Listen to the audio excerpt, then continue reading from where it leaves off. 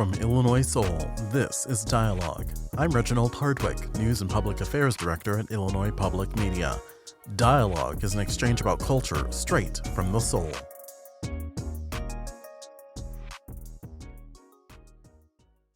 One of the most influential Democratic members of Congress made a stop in central Illinois recently. Jim Clyburn has served more than 3 decades in Congress, representing his home state of South Carolina.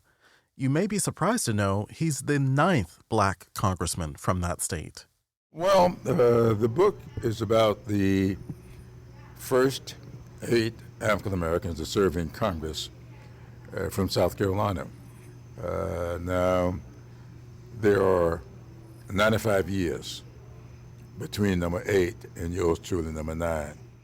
Clyburn's predecessors are the focus of his new book, The First 8, a personal history of the pioneering Blac congressman who shaped a nation. At 86 years old, he shows no signs of slowing down.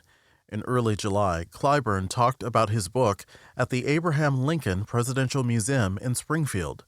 Shortly before the appearance, he talked with me one-on-one about his book and this November's elections, when Democrats hope to regain the majority in Congress and put a check on President Donald Trump's power. And so I'll be talking about this book, those 8 people, but I'll talk a whole lot about what led to this 95-year gap and why what we're seeing today is so reminiscent of that. In fact, when you see discussions about things like the SAVE Act, and then you read the SAVE Act, it reminds me so much of the kinds of impediments that were placed upon the voters back in the 1870s, 80s, and 90s that led to that gap. And if we see ourselves about to repeat that history, we ought to be very cautious about how we approach the elections. And so I say in the epilogue of the book that the book is a cautionary tale.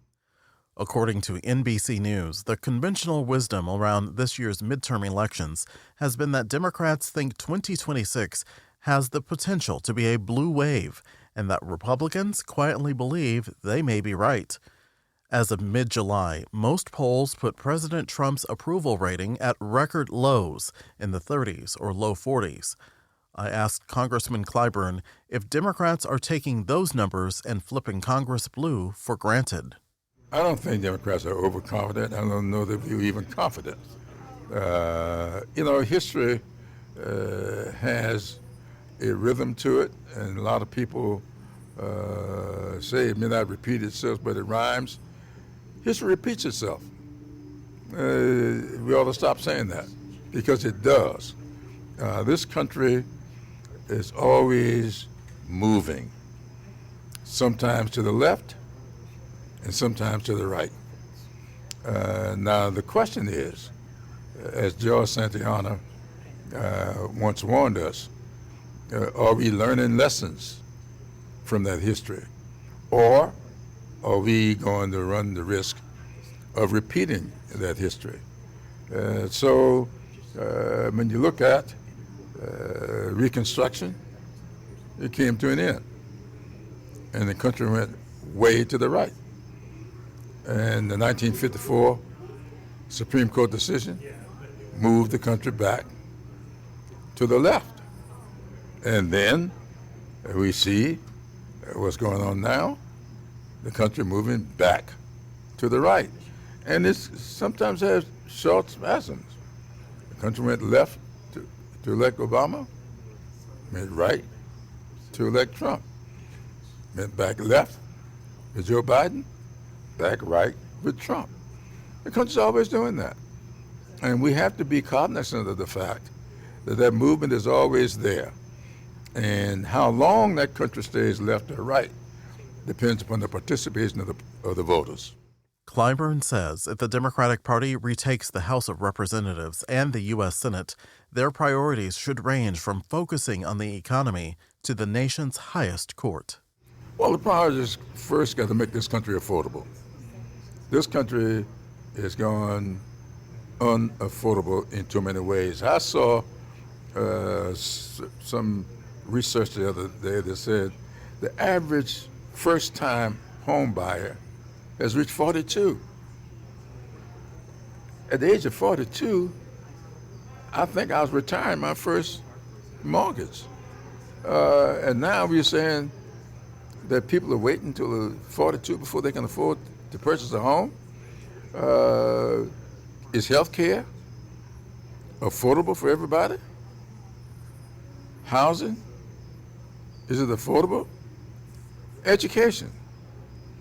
How many students are going in deep debt that they'll never get out of trying to achieve an education?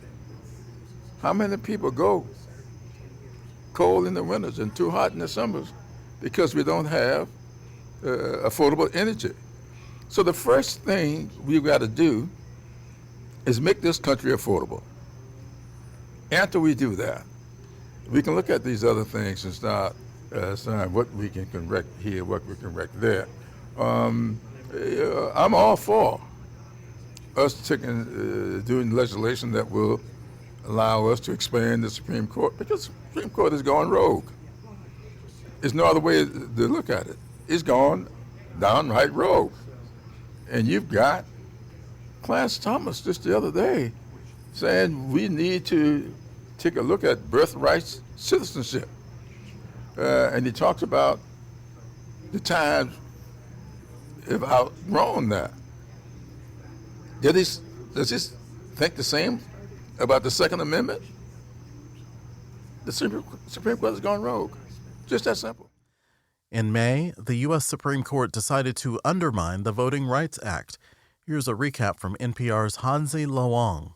This ruling reinterprets long-standing protections against racial discrimination and redistricting, and it's going to make it much, much harder to challenge voting maps, not just for Congress, but at all levels of government, with claims that the maps unfairly weaken the collective voting power of racial minorities in places where white majority voters and minority voters of color tend to prefer different candidates.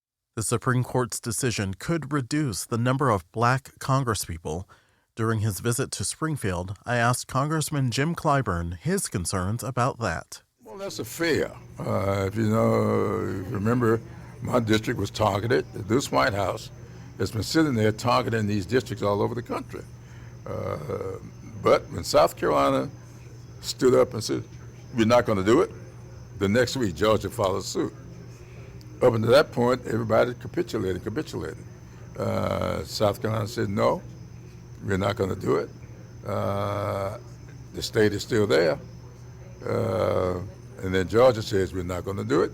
And then Mississippi says, well, we're going to postpone it until 2 years from now.